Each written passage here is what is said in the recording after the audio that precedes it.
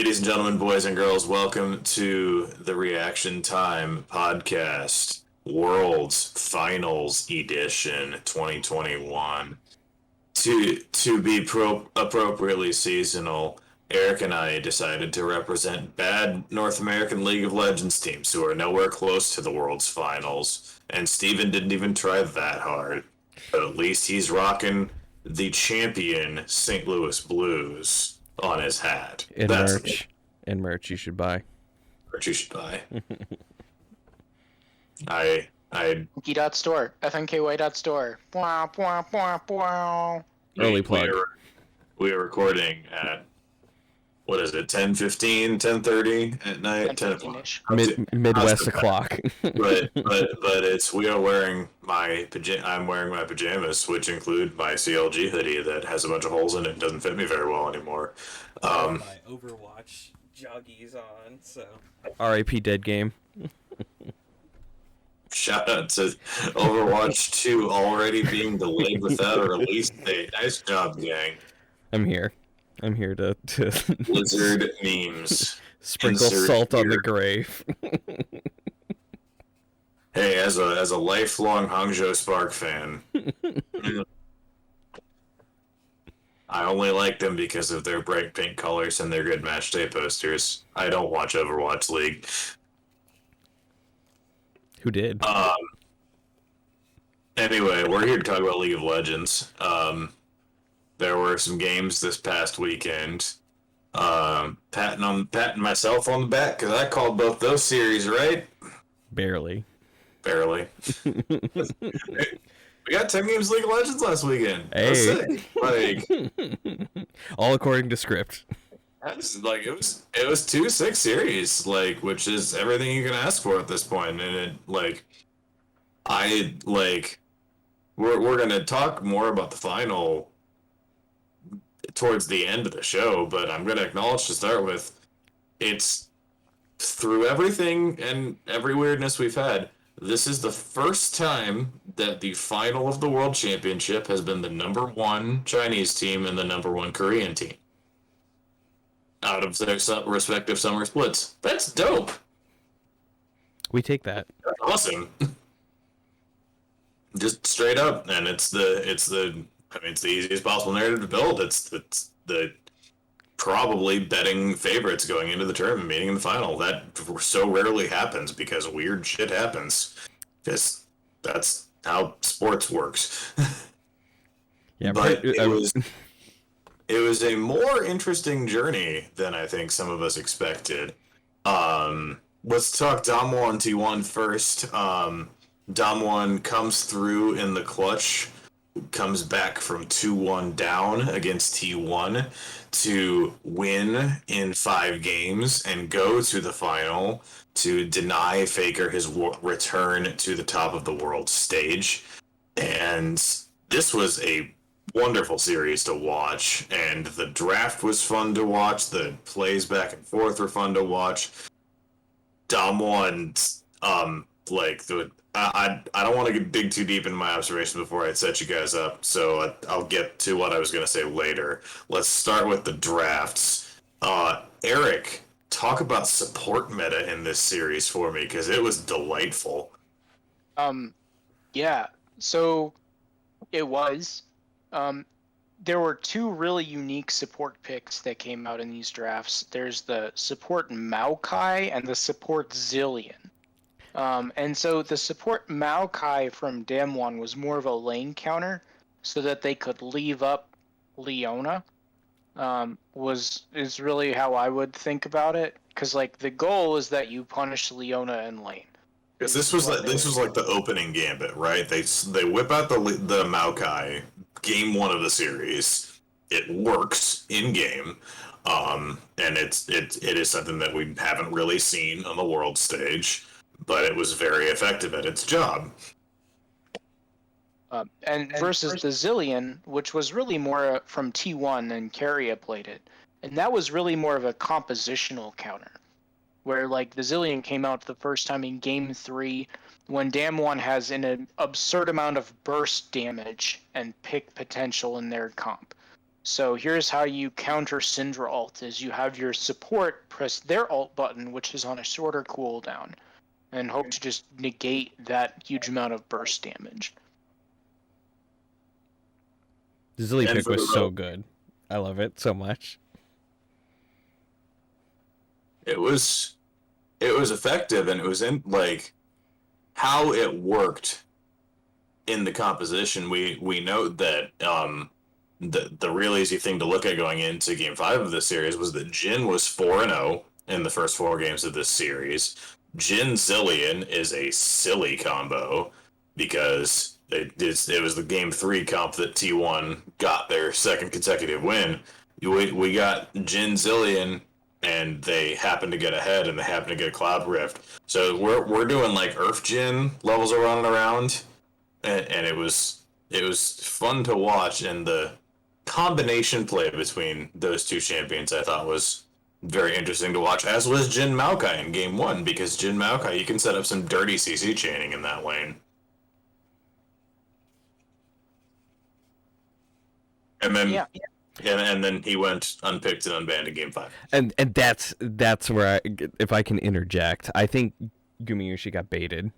And I've learned a lot doing this podcast about like the Korean playstyle and these people. They left the Aphelios up and they had an answer. I wonder if they ran back the Jhin Zilly if this was a different game. Like Kind of to your point, Aphelios was banned All 4 by games. Damwon all 4 prior games. Mm-hmm. absolutely debated, in my opinion. What I love about that, like if we look at how Damwon did this too, is Damwon, they really didn't change their bans much in the first 4 games of this series. It's Game 3 and Game 4 both. It's Aphelios, it's Nami, it's Graves. Nami was banned 3 of the 4 games. Graves was banned 3 of the 4 games. The only change was the Lucian ban instead of Nami in Game 2. And so you have 2 different functionally bot lane targeted bans, because even like the Lucian and the Nami are a duo, right? So Yeah. banning one, banning the other, you're banning one half of the duo that has been really effective at the tournament. So then Game 5, they swap out Graves and Aphelios out of the bans. So they offer Graves the Graves Aphelios trade, which I think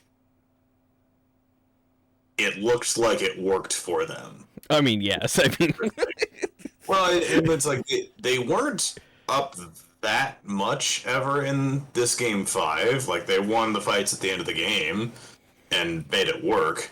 But it was interesting that that's how it got to that point. Is it wasn't even necessarily that they just offered the Aphelios up, it's that they offered 2 things that had been gone the whole series. It was the Graves, which they only had in Game 2, and that Aphelios that had been gone the whole series. So it was definitely a calculated play to let them both through to get that Graves. yes, or put him on Aphelios, which is where like this is like a super like big brain like bait into putting him, because like Gumayusi looked really good up until that point. Like he's rookie, correct? Am I wrong in saying that? Yeah. And You're so right, to go into the semifinals, into a Game 5 on your main, yes, and not do great. And the other side of this, which I know was called out at the time, Ghost also had 2 very good Jhin games, also has a Jhin skin for winning the World Championship. Critically underrated. Pick Ziggs in this game over the Jhin. Eric, what did you think of the Ziggs pick when it got locked in? Were you like, oh, that was the worst pick ever? Oh no, I thought it was a brilliant pick. So like So the Ziggs was clearly there to enable them to have double AD topside and then have 2 AP sources in the other carry roles, as well as to have a lane with good shove, but but not necessarily like a combat like focused lane. Like you don't want your jungler like camping bot side of the map here. You want your jungler to be snowballing mid by teaming up with Zoe, because Talon Zoe has an absurd amount of like wall and river control into the jungle, as well as potentially to give Khan some coverage topside. And and the early game strategy from Damwon did flounder a bit, but like you could see how just strong the Ziggs pick was in just hard shoving bot lane, keeping that lane neutral or in an advantage spot so that they don't get punished too hard, and forcing T1 to overcommit to actually get turret plates. The other thing I love about this, zooming out, is that it's clear that the Ziggs pick was a known quantity. If you look back at the bans in the series, it was banned in second phase of bans in games 1, 2, and 4. So, like, this was a known thing that both teams play, because Dom one's banned in game 4. So, I think it's interesting that it was kind of floating right at the surface and only comes out in this game 5 as a big pick. Yeah, and something I noticed, and I don't know how intentional it is within the ecosystem that we're describing, but Zig's ability to scout or capitalize on how deep Talon was a majority of that game is really ridiculous. Like, I think there's at least 3 or 4 occasions where Talon is like way behind enemy lines, and Ziggs is able to either scout for him to leave or capitalize on any kind of engagement that he could do back there. And it was absurd to see that come into play. Game 5's Dom 1 map play that is quintessential Dom 1 gaming. It's the best they play. It's how they could just funnel T1 wherever they wanted to go, their complete vision control. And even, like, again, they only finished this game with a 6,000 gold lead. It was never out of control, but the team fights were so controlled and were always played on Dom 1's terms in that game. And Canyon's Talon pick was such a huge part of that, with his positioning, with his threatening angles, and how they covered for him. And I talked to Eric a little bit about this before we started recording, but the Baron, it was either the first or second Baron fight when T1 retreated up top. I think that was the linchpin, like, mistake. And I don't know who called it. I think it was Faker, from what I could tell, just like on his positioning.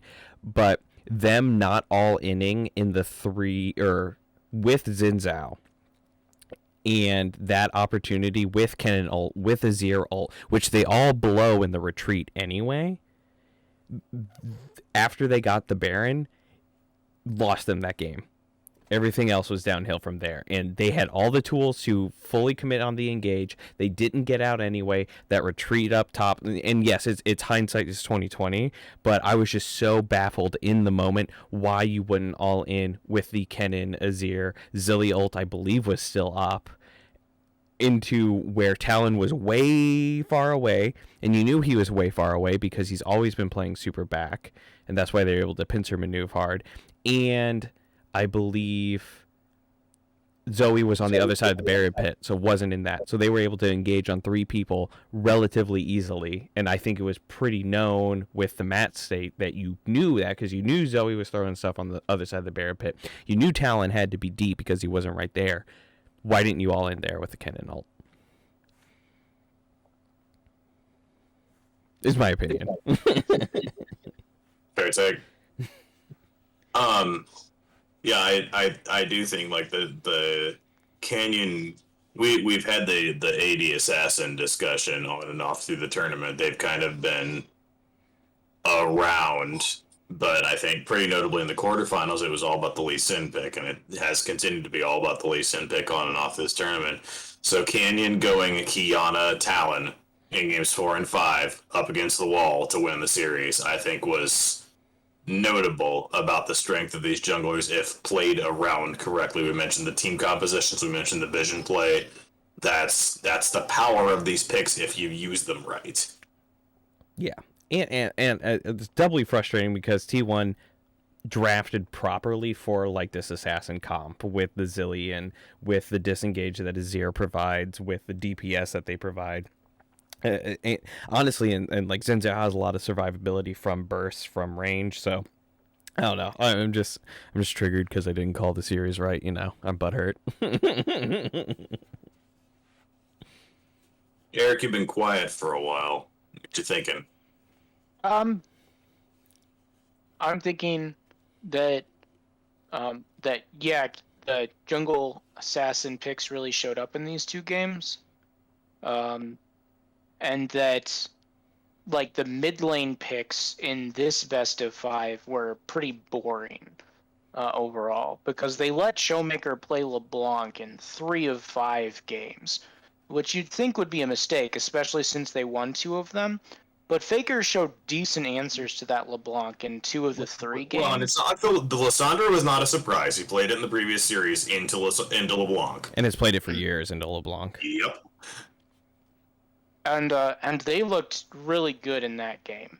And then the fact that he actually did okay in the with the Rise later on, but like the Rise into LeBlanc didn't look good. And so like maybe if they had managed to have another Lissandra game in this set somehow, or not get baited into that Rise counter matchup, it could have gone a bit better. I don't know. I just I wanna where is this oh boy, I'm just looking at game 4 because game 1 the Rise LeBlanc matchup didn't go too bad. Game 4 Showmaker was disgusting. Oh, that was a masterclass. 11-0-3 to Faker's 0-6-0. Brutal.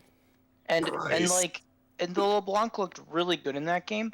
And like I felt that T1, after having like a great pick ban in games 2 and 3, absolutely dropped the ball in game 4, where like they leave up the LeBlanc again because Faker can play into it, and he's been sacrificing his lane for the team the entire tournament.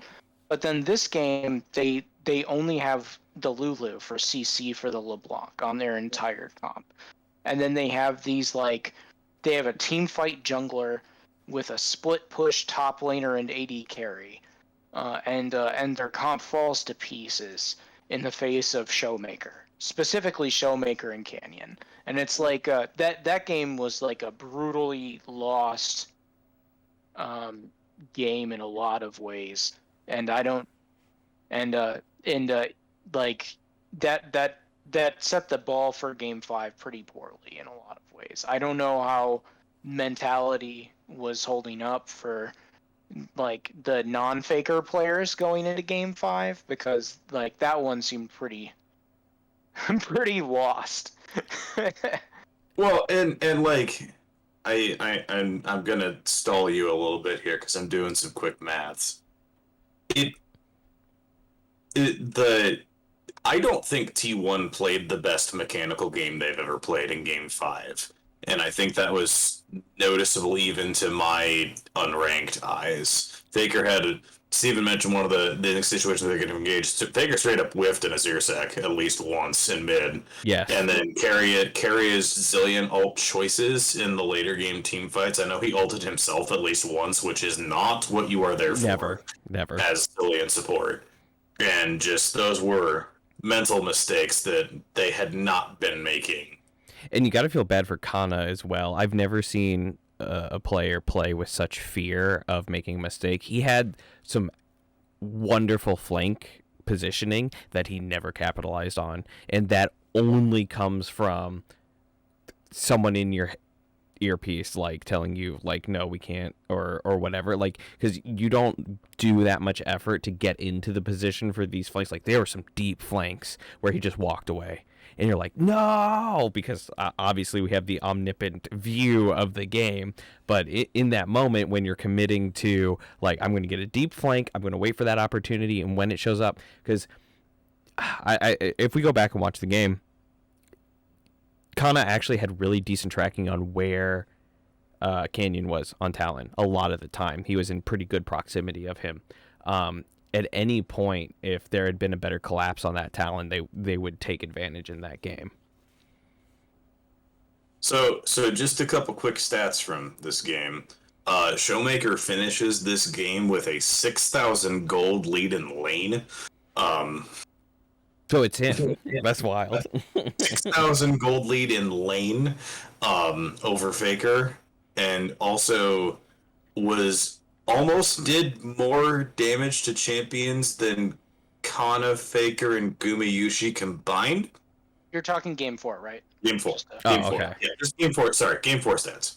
Game 4 stats. Game 5 stats will not be as interesting, but I needed to look up the game 4 numbers real quick because it's stupid.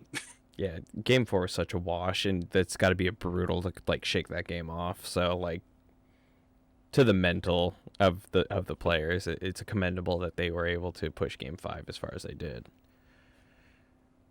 Yeah, and like really, if you look across the numbers, it was top that was a lot of the problem in terms of the gold in game 5. Like Showmaker and Faker go almost even in gold in lane. Canyon has little over 2,000. Canyon has a little over 2,000 lead over Owner, and Khan has a 4,000 gold lead over Kana. And that's where the gap is. And that was largely from split pushing, because Kana was even for all of lane phase. And then what ended up happening, though, is kind of Steven called out Kana's deep flanks, where like T1 was playing for team fights and for trying to group and force objectives, while Khan and well, the top side, I would say, I guess, of Damwon's map was more spread out and then trying to create picks and create vision pockets and zones of control. But like what ended up causing problems there is that to me, it felt kind of like Kana wasn't the one who had good vision on Canyon, or good tracking on Canyon. It was more that Canyon had really good tracking on Kana, and then was just always able, like, there was one fight by second dragon, where Kana's on this deep flank, and he's going around the wall, and Canyon, like, pops ult, pops Q, pops W on Kana. Kana has to ult and lightning dash away from the dragon pit, even flash. And it's like when you're forcing out all of these like key engage tools for the 5v5 comp before the fight actually starts, it makes it very hard for them to actually execute on their strategy. And so like Khan built these huge gold leads because Kana was going for these flank plays and then none of them paid off. And it was really interesting because like all that gold lead came like pretty late in the game, in game 5. Yeah, at 15 it was. I clicked away from that page, but it was at 15. Yeah, it was only like a 300 gold lead Yeah, for it was within Khan. 1K. Yeah, Because like T1 got both Rift Heralds to sack both dragons, but Damwon still got first turret with the Ziggs bomb blowing up bot lane. So it was like very even in gold.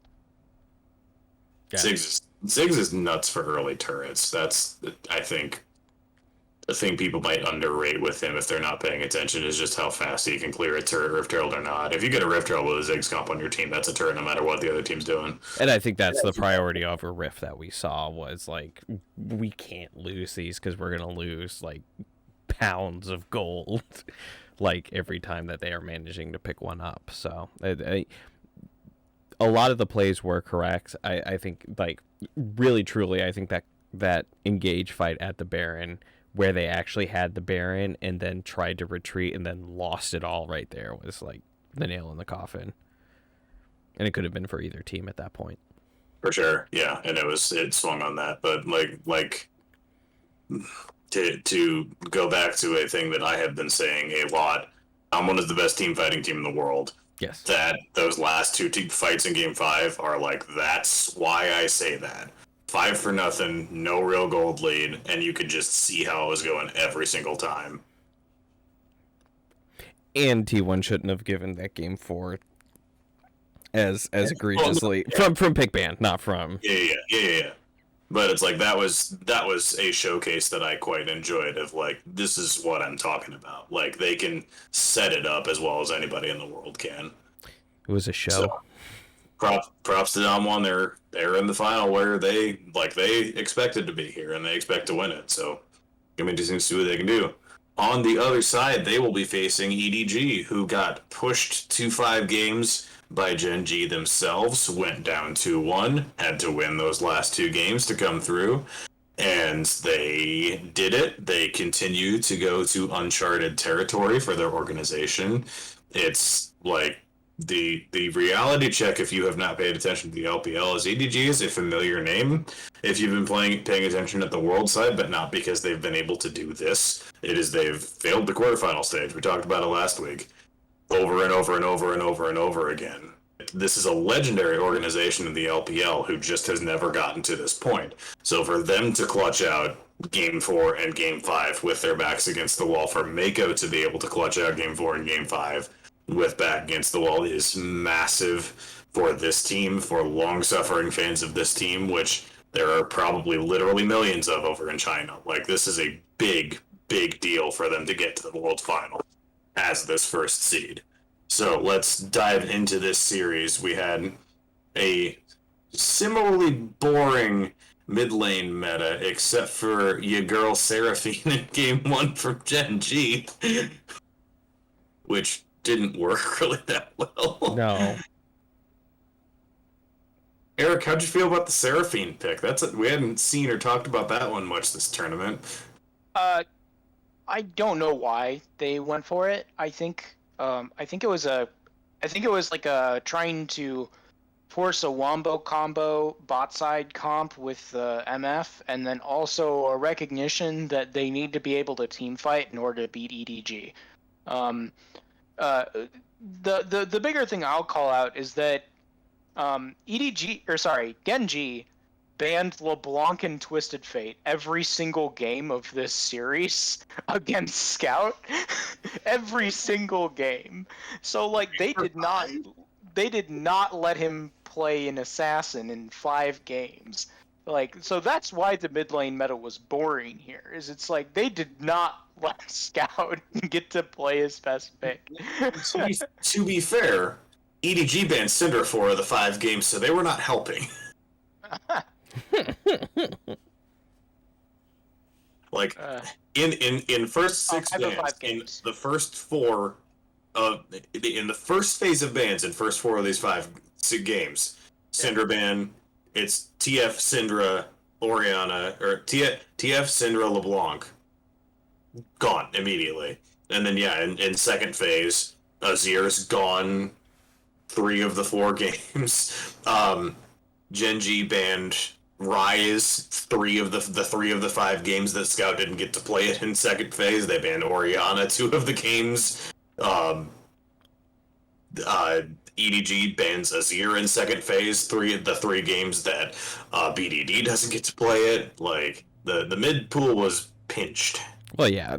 I mean, as an EDG fanboy, Scout is an oppressive player. Like, if you give him anything, like, no matter what it is, as long as he is comfortable, like, he's going to apply that pressure. And so they did. I do kind of want to mention that in the first game with we got to see Nami Lucian, and whoo, lad. Nami Lucian played right. We've seen some pop-offs this tournament. It's a really disgusting thing if you've got 2 players who can play that lane right, and Viper and Mako are pretty good at the game. Yeah, he shot the other team a lot. Like, Viper and Mako are probably the best bot lane at the tournament. That's a thing. Against Ruler too. Oh yeah, who had been playing really well. And then but to be fair, interestingly, game 3, the exact same lanes, it goes the other way. Because it was MF Lulu both times on the other side. And Gen G gets the win in game 3 in that setup, doesn't get bodied nearly as badly. So it was interesting that it's been the thing that we've seen with this. It's like EDG played this 3 of 4 games, got 2 of 3 wins, but it's not 100% just an auto win. No. Which is why it's not getting banned out every game. We saw in the other series it got banned out every game. And I imagine that's how Damwon's going to attack EDG in the final, is that's just not going to get let through, one half of that or the other one. But it's interesting that, like, it's not an infallible strategy. You know what does have a 100% win rate in semis, though? Is it Lee Sin? No, he lost game 1. Oh, rest in peace. It's Zoe. It's Zoe. Zoe's undefeated in semis. Yeah. So when we look at BDD, and when we look at Showmaker, and when we look at Scout, these are 3 of the names who, going back to last season of Reaction Time, you might have heard us call out as like some of the best Zoe players in the world. And so here we are in semis, and they're playing Zoe. And it was disgusting because, like, yes, the bot lane matchup in game 3 went Genji's way, unlike in game 1. However, they also had BDD playing Zoe that game. Yes. And it made a very big difference because BDD absolutely destroyed Scout's Victor in that lane, and then took over the map pretty quickly. And to be fair to Scout, mid bans in this game: Syndra, Azir, LeBlanc, Twisted Fate, Ryze, Orianna. And then Genji picked away the Zoe first. So he's down 8 spots in his champion tier list, gets to the Victor, which we've seen in this tournament. I know Humanoid played at least 1 game of it. So then game 4, basically the exact same ban setup, minus the Azir ban, because Genji gets the Azir, and EDG takes the Zoe, and then wins. So, like, that's kind of the knock-on effect of this mid pool, is like, the Zoe didn't get touched first 2 games, and then immediately win, banned. It's almost like when you have good team fight teams and you have a pick champion that can completely destroy someone. You can start out with an a lopsided fight. You win. Yep. I also I have to acknowledge that Mr. Jin does also finish undefeated in the semifinals with a 6-0 record. Criminally underrated. And wins by all 4 teams with the champion. How many wins does he have in this series? Just game 2 for Gen G and game 5 for EDG. Okay, it's not 4. So No, there's 2 more wins well, coming. That's the thing. Like, I understand why he didn't get picked in game 5 in the other series. You can't ruin that. No, you can't. He's 4-0 in 4 games. Pick him in game 5. You gotta leave that. You gotta leave that alone. Please respect the champion's wishes. I didn't even get a chuckle at the criminally underrated part. Too upsetty. Because he's a serial killer. It's funny. It wasn't the most deadly flourish of humor you ever attempted, good sir. You killed it. You need a curtain call. Get the fuck off the show. Someone's gonna break the hook. They're coming for me. I walked into that trap. Yeah, you did.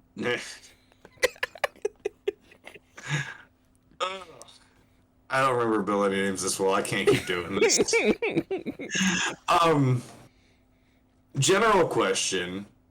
Eric, what is the top meta in the final gonna be? I'm guessing there's gonna be a lot of Kennen bans, but I'm not sure. We'll see. Because like some amount of Graves and Kennen trades is probably in the cards. But like that could be one of the other places where teams decide to attack, because both of these teams have shown really bizarre picks when you do take away the Kennen or the Graves. Flandre played Gwen and Jax in this series. Flandre got a dub on Jax, excuse you. Sure did. Flandre knows how to play winning lanes into Gwen because of early LPL this year. But you know, it helps when your opposing top laner only wants to play Renekton now. Man, That was questionable. Rascal definitely looked like the weakest player in this series, and just got hard carried by Clid for a lot of the games. Clid is so good. Just side note. Yeah. Holy. Yeah. Because Clid and BDD were really doing everything in their power to win this series. Clid forced a change in. Clid forced a first stage Lee Sin ban in games 4 and 5 of this series. Himself just entirely changed the plan. Yeah. That's worth noting. Oh yeah, he's a force to be reckoned with, and that's why I have to almost counter that. I still don't think any top attention is going to be paid because the mid lane matchup is too important. The AD carry matchup is pretty important, and the jungle matchup is too important in this finals. And both of these top lane players have shown that they're fine playing weak side. Yeah, they are in fact comfortable playing weak side. Damwon gets their game 4 win with Khan playing Gragas into Jace. How weak side can I weak side myself here and just do what I need to do? And did it to a T. Played the role to perfection. And we know Flandre can play weak side too. We know Flandre can play many things over the course of his career. It's if we get Flandre pulling out some vintage Flandre pick in the final to carry a win for EDG, that will, I don't think very few things in professional League of Legends would warm Eric's heart more than that. They're going to Azir flex in one of these games, and it'll be absolutely amazing. That's the skin that he picks as a top lane, Azir skin. Please understand, I just, I went to Flandre's page. He first started playing professionally in Season 5 for Snake Gaming in the LPL. This is across all of Season 5, right? And, Snake weren't very good. That was kind of their thing, is they tried their best and were often middle of the table. They had a Draven one trick and a Nunu one trick on this team. It's very hard. Oh, and I think that was also the year they had a Xerath one trick too. So it's they were very bannable. Is what I would say. In Season 5, Flandre played 29 unique champions in top lane. 29? Bark. Just real quick, 23 games of Maokai, 21 of Gnar, standard top lane fare for the time. Then Hecarim, Rumble, Fizz, Morgana, Shen, Trundle, Kassadin, Aurelia, Jarvan, Mundo, Shyvana, Ryze, Diana, Fiora, Olaf, Gangplank, Riven, Echo, Yasuo, Nautilus, Lulu, Scion. Season 5 is a weird time, on top of It that. Season 6. That was Lulu top before it was cool. Yes. Season 6, this man played Malzahar top. Morgana top multiple times, both of these 2 seasons. That wasn't a thing. He almost made Morgana top a thing. Some teams in other regions tried it and got bodied. But, yeah. This is... it's... Ooh, that was 5 years ago. That's gross. Yeah. It's 6 years ago, actually. Season 5? Season 5? This is Season 11, bro. 11 minus 5 No, is 6. you said Season 6. No. Yeah, I had changed Season 6. I was like, wait a minute, hold on, Season 5. No, Season 6. I can math as much as I try not to. Yeah, I don't want to count how many different champions he's played, but I'm gonna link in the chat and just look how far you have to scroll down his unique champion list here real quick. Oh no. Just I'm not gonna count how many different champions that is, but that's at least, it's gotta be about 50. Oh man, I'm gonna just hold it up. That's enough to see.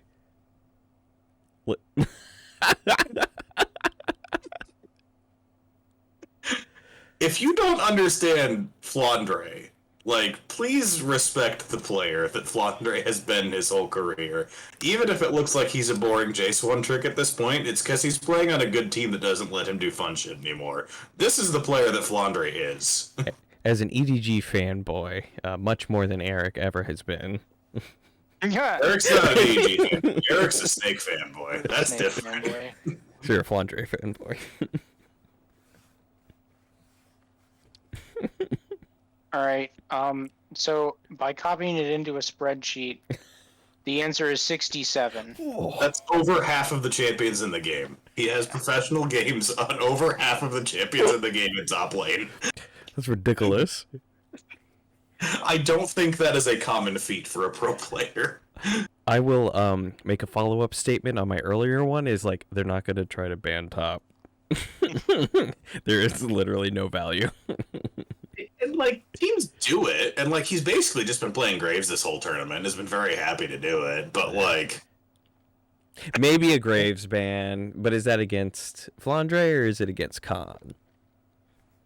well, yeah, because they both like that's a flex between the two of them. Like, and they both played Kennen. Like, it's people just, are comfortable leaving up Kennen though. If so, my prediction is with Damwon perceptively the best team fight team, they might leave up Kennen, thinking The that other they're thing that I good think is shit, and then interesting- my boys on EDG get the wins. And Kennen. as we look through here, we noted Canyon's willingness to go into the Assassins when he was up against it. This man JJ played 5 games of J4 Yes, in this set. the king of the jungle I of all of Demacia. didn't matter. Game 1, Game 5, Game 3, J4 all day, baby. And it worked, but you know, like that might be a fun little ban if you want to mess with EDG's feng shui. Like we know he's a Lee Sin player too, so like he's got at least 2 picks that work. But it was just like you only played 1 champion in a whole best of 5. That draws my eye if I was trying to ban you out. Maybe they flex a top and then bring in the Talia jungle. I did like that. The one game we saw it actually executed on. So maybe with a better team, it'll look really good. I'd actually be really nervous about banning the Jarvan out from this team. Like JJ showed up really big in this series with smites and with various fighting things. So you're telling me you want to ban the supportive ganking nonsense jungler, and then make them play like Talon jungle or something like that? I don't know. That doesn't sit right with me. Like let him play Jarvan. Let him play Jarvan every single game. Like. Like, and like if that's what you want, ban the Lee all 5 games and let him play Jarvan. Okay.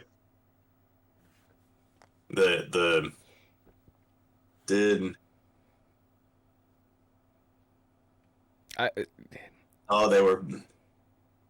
No, you got a Candy's gonna pick Poppy into it. It's really good into it, by the way. Yeah, that's really unfortunate, actually. Really good into it, because Cataclysm is not your friend when Poppy jungles on the other team. No, well, and as a meme jungler, Jarvan has like a certain level of like kind of borderline assassin desire. He wants to assassinate people with friends. If that counts as assassinating people, you can't do that to Poppy. Real ones remember. Shout out to Keen. Yes. Real ones remember Assassin J4. Yes, absolutely. I ran that for a long time. So I remember. I think it was Stixay playing Sivir and just getting 100-0 and 1 QR comp. wasn't that because of the release Duskblade or whatever? It was just yeah. 100-0, 1 combo. Duskblade with what are you gonna do? Executioner, but it was called something else. The Lightning, Red Lightning of Death. Oh my god, those were better times, actually. Better times. Ponder times in the NALCS. That would be wild to see a Poppy ban. Like because I think somebody played Owner played Poppy in game 1 of the Dom 1 series, and then it kind of didn't come up again. But like, if so, in a world where Lee is banned and other teams picking Jarvan, I'd Poppy's really good into that. Like Does Candy not play Xin? He doesn't need to. I guess, yeah. Is more of what I'd say. Like, I'd actually expect the Kiana more than the Poppy out of him in this. The other really It's good also really anti-Jarvan good. champion, Yeah. who all, and like Talon also. Like, both of those lethality junglers are really good into Jarvan, and are great options, like, for also playing through jungle, which is what Damwon does. So, like, 'Cause he can. I'd expect those picks more than the Poppy out of them. Poppy was a great owner champion when you're not playing through jungle, you're playing through top lane primarily. But I don't see it out of He played Poppy in the second FPX game in groups. Yeah. So he's played it at the tournament.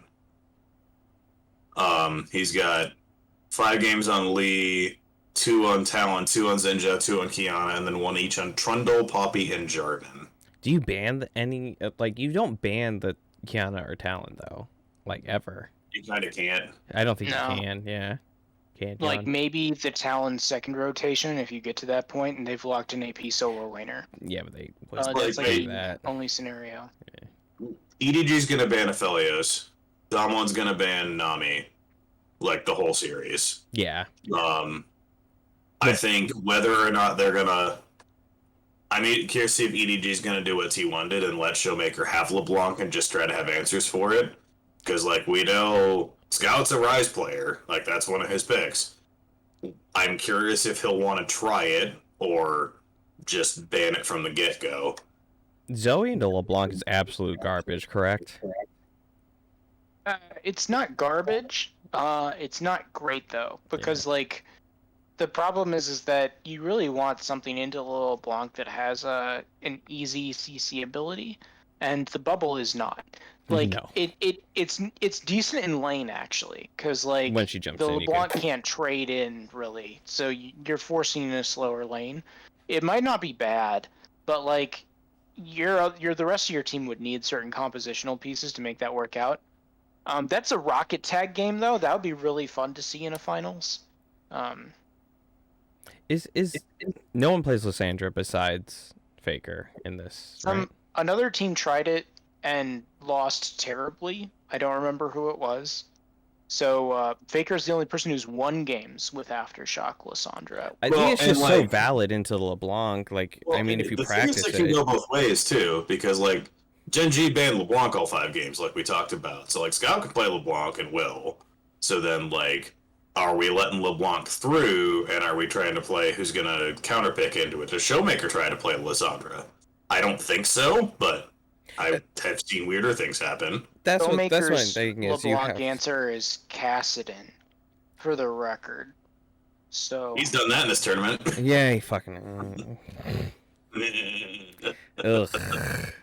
Yeah, and that's what this. I think that actually is an interesting angle. Is like it's a game of chicken with the LeBlanc. Who's going to leave it up because they're confident in their answer? That might be a more deciding factor in pick ban, at least initially in the first 2 games. Because like if you could just, both sides could just choose to ban it phase 1 and say we're not going to deal with it. They both mid laners have plenty deep champion pools to do that and make that choice. That's not a problem at all. But like I do think there's a chance they leave it up and we see what we can play around it, right? Like, because yeah, it's Showmaker's. He's only played the one Zoe game, believe it or not, in the tournament. But we know he's got that in the bag. He's played the one Kassadin game, played an Azir game, played a Rise game, but it's mostly been LeBlanc, TF, Syndra. Yeah, I think there's just so much more value in banning Syndra and TF. Just like you're taking away easy plays for the chance of having some opportunity, maybe somehow. So I just We don't see TF in the final. I don't hope think you it's banned, 'cause can. I'd I rather think not like if you leave it play. up, you're a fool. So I get why you're saying that. However, I think Damwon can really beat TF comps. So I could see it getting through and actually losing in the finals with the way that Damwon specifically plays. Like it to me that would be something that could happen there. Does Showmaker have big enough balls to lock Nocturne mid into it on stage in the World's Finals? Oh yeah, like Oh yeah, he should. That's a good answer. He's been saying, in interviews, he's been saying that they have just like a ton of stuff ready to go that they've had no reason to play yet, and they're kind of upset about it. Like they want to play more crap.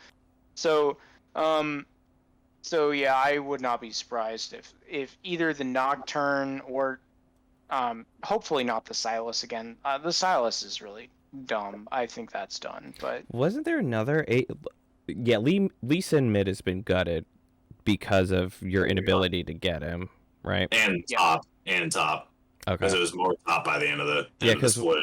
Wasn't Lee? I guess Lee Sin was more of an answer to the Nocturne to the TF than to the TF itself. My bad. I reverse engineered it too far. We went too far back. Yeah. Split was weird. A lot of junglers in places they weren't supposed to be, and a lot of things in the jungle that weren't supposed to be there. Early season was awkward. Assassin jungle is still Talon being a jungler is still weird to me. I mean, they wanted that when they changed him. Like, they wanted him to be a jungler, like clearly. yeah, don't play a mid lane. No, It's not good. no.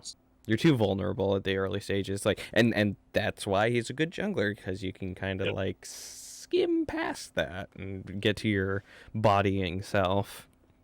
All right. What is the weirdest pick you guys think we see in the finals? What is the most out there thing? Doesn't have to be something we haven't seen at all. It's probably not going to be something we haven't seen at all this tournament. But what's the weirdest thing we see? I think there's a Malphite pick for some reason. I would say it's. I'll get more specific. I think it's Flandre and Malphite for some reason. It's just there because it's kind of like Kennen. It's kind of Kennen. If you wind up with last pick top lane too into AD jungler like that, like it depends on what the top lane matchup is, but there's a world where that's really good into like if Tom one's running Kiana Graves and Talon. has too many. Yeah, like if it's Graves Talon topside, lock Malphite. Yeah, like that makes perfect sense. I lock that in. That's my. I like it. Good call. Eric, what do you think? Well, before semis, Maokai would have been high on my list, but here it was. So, Didn't win. so now I'm gonna just guess that things are gonna be okay.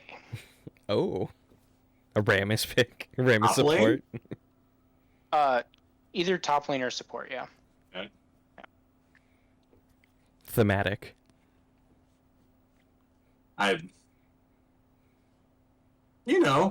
could see it.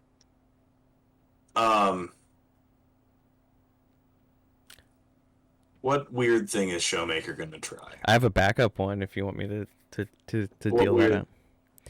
I think someone's gonna try Zillion mid as a counter to maybe the LeBlanc. Oh Please No. do. No. Please do. no! No. These are not the players to do that. it could work into like a high. NG1, BDD would play it. BDD's a Zillion guy. You want to see Scout Zillyman into Showmaker's LeBlanc and then he loses on it? No. No. I don't want it in mid lane. How about this my meme bad pick, and if it shows up I'm gonna like die laughing. We're gonna see too much mid lane Zillion next split in LCS. We don't need it now. Why are you bullying me? Like- First of all, that's not okay. Like, just like let's have other champions, please. I'm trying to think of other mid laners who could. Showmaker's gonna play a Yasuo game. A Yasuo game? That's fair. Showmaker's gonna play a Yasuo Valid. game. I like it. Into what? Like I like some extra steaks on this grill. I don't think it's about into what. I think it's what it's with. Okay, sure. So Okay, why I is think he it's- playing Yasuo? I want to visualize this Yasuo pick. What happened? Why are we here? It's gonna be like a Yasuo, Alistair, Ziggs comp. Yeah, the honest stuff knocks up, doesn't it? Yes. Uh-huh. Well, like so does Lee Sin. It's more likely Lee Sin. It's like Lee Sin, They're not Yasuo, letting Lee Sin Ziggs, through.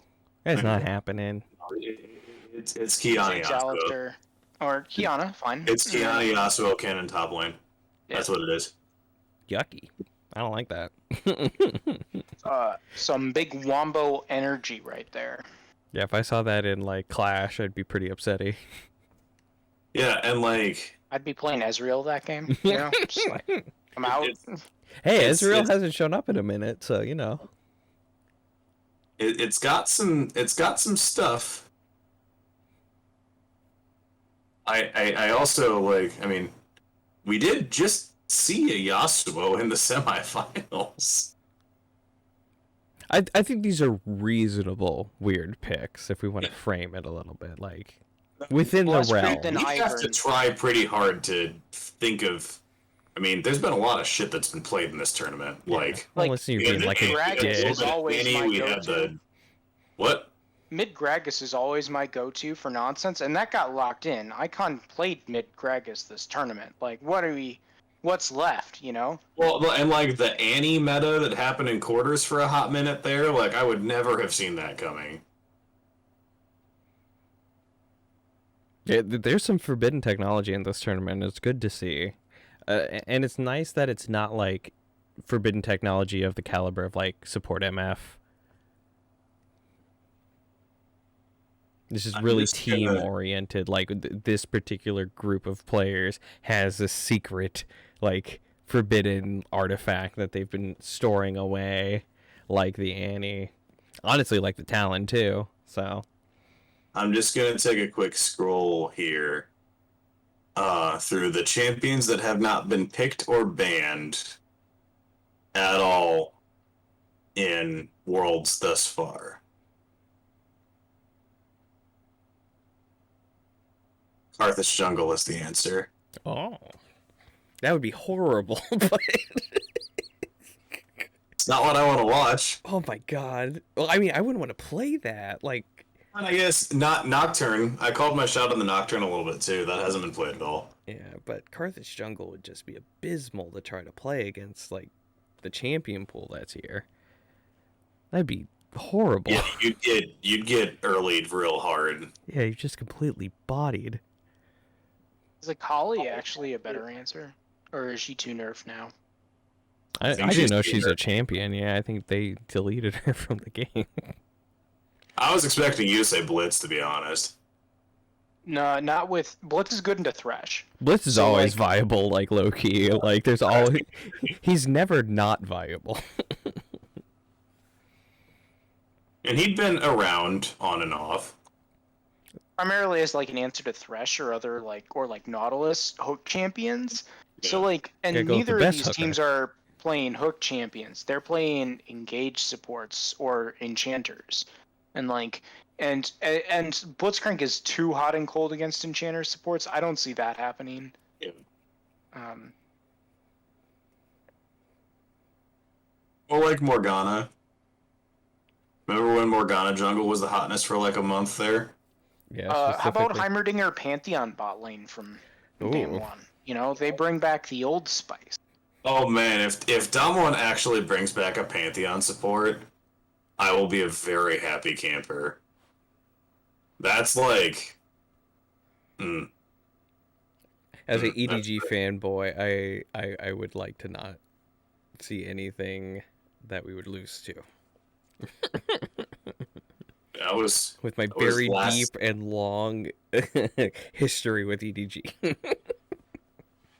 That was last season. That was... Was it last spring in LCK when that was the hotness? Yeah, it was a moon ago, at minimum. No, it's... Oh wait, this is 2021. No wonder I can't find it. While he's looking for that, do you know what you can find? Good merch at the Funky store, especially because it's holiday time. You know, you want to buy some comfy clothes. It's getting colder. We have some long sleeves from our collaboration with Dallas. It's the De Nero shirt. It's long sleeves. It feels good. It's Champion brand. Like that's legit stuff. Look at that. Ooh, nice. Funky store. Yeah, Barrel's most played in season 10 was third most played was Pantheon with 14 games. Give me the Panth. We know he's got it in the pool. Give us the Pantheon. You know what his fourth most played champion last year was? Bard. Give us the Bard too. What skin did he pick again? Leona, wasn't it? I think so. Yes, because it has the logo on the last pad. Leona, I think. Yeah. No, it's give us a Pantheon pick. That's like vintage Barrel. That's like proper. That's what we want to see in the final. Lock the Pantheon. Do like a Lucian Pantheon lane into an Enchanter and just all in level 2. Just murder them.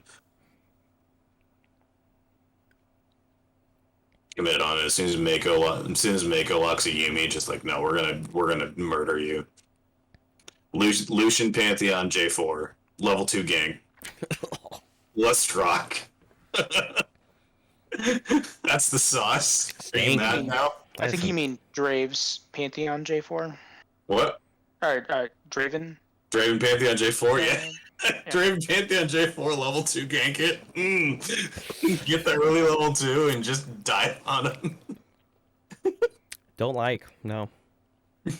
Eric, fun does for that anyone. make your bot lane playing Heart feel sad? Only if like they haven't also forced Viper into one of his comfort picks. It's like this is Viper we're talking about here. Like that actually doesn't spook me as much as it might other people. Talking about that experience in lane yourself. Oh, that experience in lane myself. Yeah, I'd be playing Ziggs into that comp, and I would be standing at my turret, and I would be throwing bombs. At the wave. I was going to say, I have played Jinx into almost that exact situation, and it's really unpleasant. I think you died a couple times. I ban Draven every game because I don't like playing against Draven lane. It's not fun for me. Anyway, speaking of what we've been playing, Steven, what you been playing? I haven't. Man, it's only been a week. I played some Pokemon Unite. I had delusions of hitting Master. It didn't happen. I think there's a couple days left in the season. So the quick Unite question: are you a Greedent abuser? I haven't unlocked it yet. I didn't get enough pumpkins, and I don't want to buy it yet. I do like tanks. So it's very possible in the near future I will abuse Greedent. And I do like his kit as far as like not being CC'd and just kind of like traipsing around. It seems appealing to me. Something about his damaging ability being belched that's just, there's some level of appeal there. Yeah, absolutely.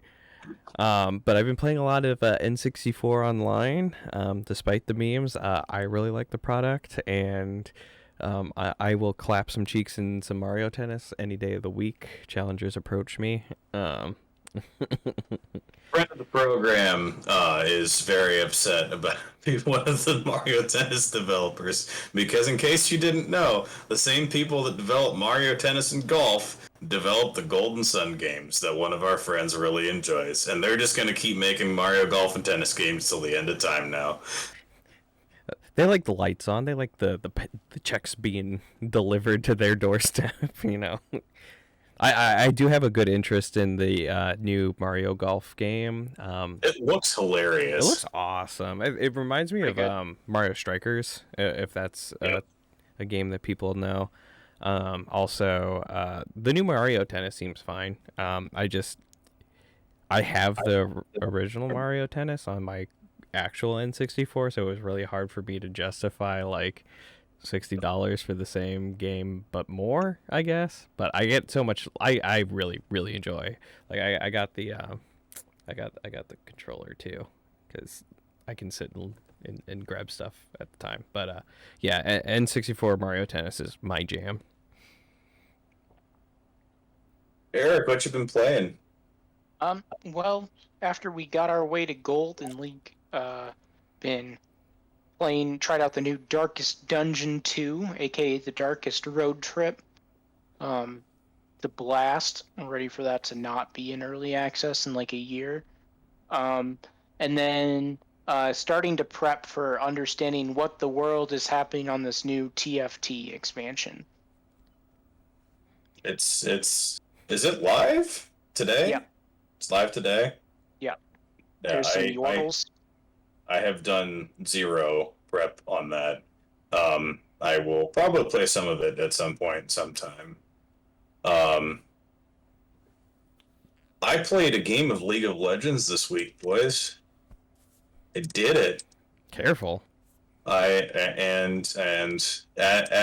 you do, I in fact played one of my champions because I played an Anivia game and damn, it felt good, even if her itemization is terrible right now.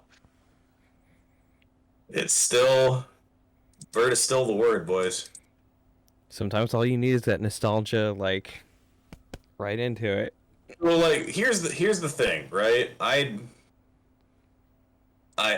understand how to play Anivia on the ARAM map because people are bad at playing around her wall on the map, and it's like, but if we're talking about nostalgia, my fingers still remember how to do wall combos with Anivia, which you drop it R into W so that your E hits them. I had a couple of those that some people weren't expecting on the other team, and that was deeply satisfying.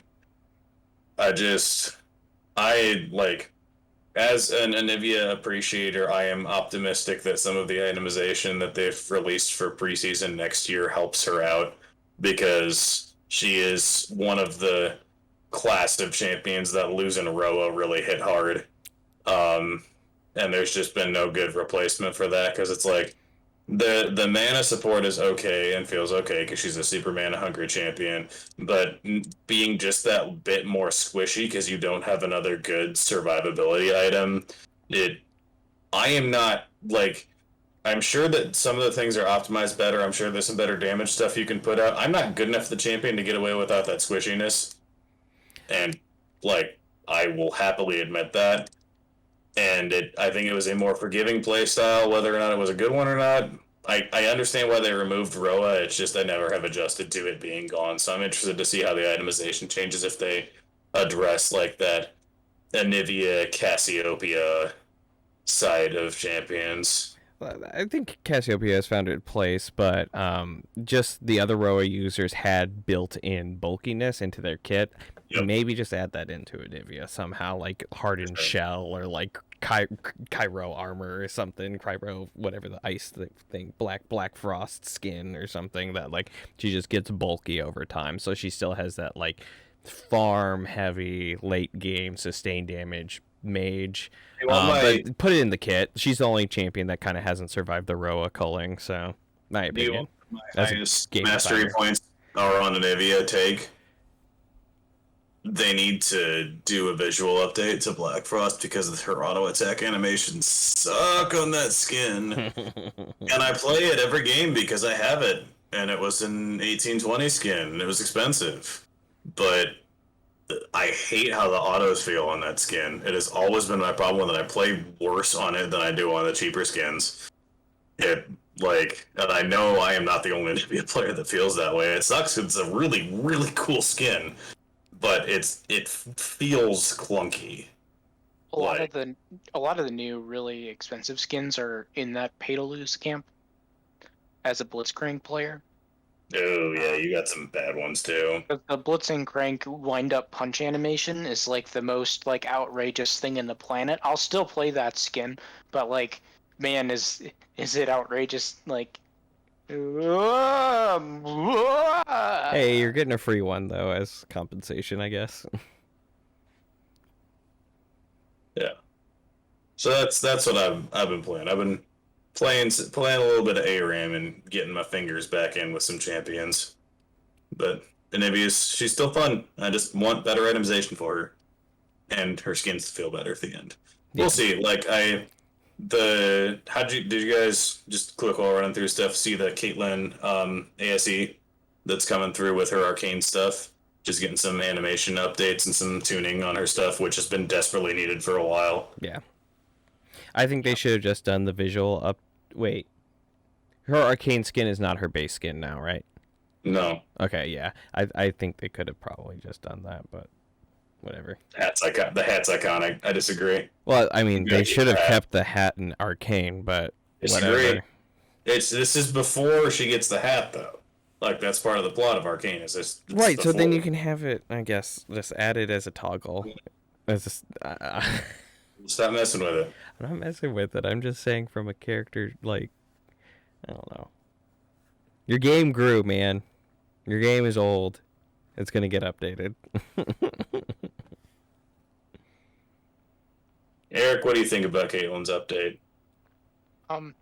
What I would say about like the making the art the same as the thing is like if you actually expect new players because of the Netflix thing, you should probably have the default skin be the one from the Netflix thing that they'll recognize Fair point. in the store. If the goal is just to, get us to shill more money, then by all means have it be a separate skin. Except they're not even doing that because they're giving it to us for free.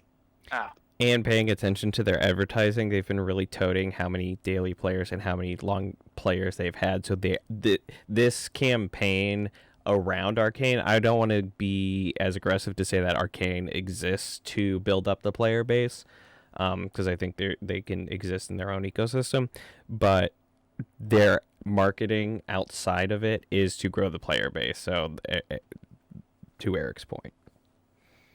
They sure have blown their entire ad budget on Arcane, though. Good lord. So you got that Tencent money. They ain't got no budget. They can do whatever they want. So you saw the lights in Dubai from here? Is that what I'm hearing? See the lights in Moscow? Yeah, and the lights in Moscow from here, yeah. Did you see they bought ad space on primetime NBA games every day this week? Oh no! Wow. Oh yeah, like They're doing everything. it. They pulled out all of the stops. There's one Worlds that they did a decent advertising budget. I saw it on like South Park and stuff. I was like, hold on, time out. What is happening? So like I think this is just like something that they probably could have done earlier as far as like more aggressively marketing to everyone. But I guess it's just more effective for them to do it because they have 3 games at least within the same realm of advertise. Like you kind of get a lot of bang for buck. Like if you attract people with the characters, which is why people were attracted to the game initially, they have plenty of games to play with those characters, so you get a lot of like capitalization with advertising something like this. Which is why the events are all tied to all the games too.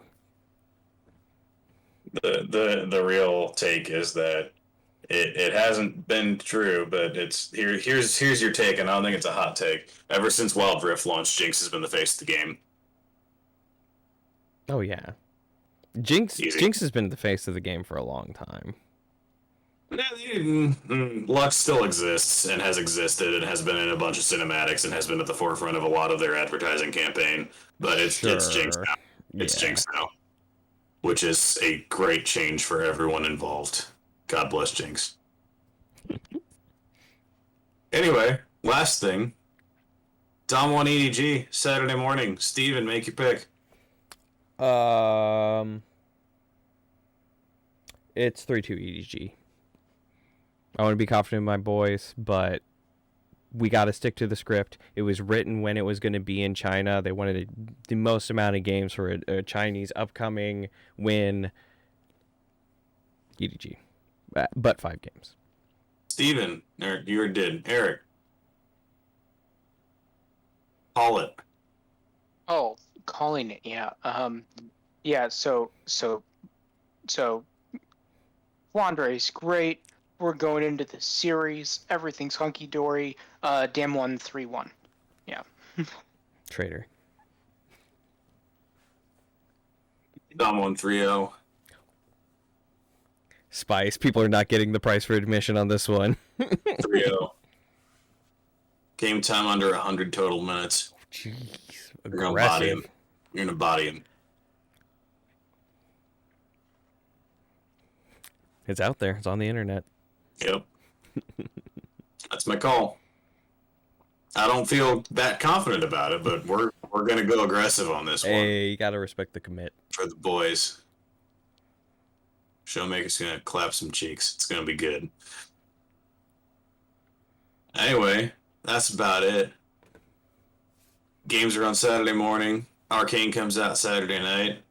We'll probably be back next week to talk about some games, some Arcane, how sad Steven is about Team Liquid's rumors. You know, lots of possibilities. It's gonna be fun. So enjoy the games, check the merch, check the shop, check the link tree. Like, subscribe, review, share, all the good jazz. This has been Reaction Time. We will see you after World's Finals. Peace.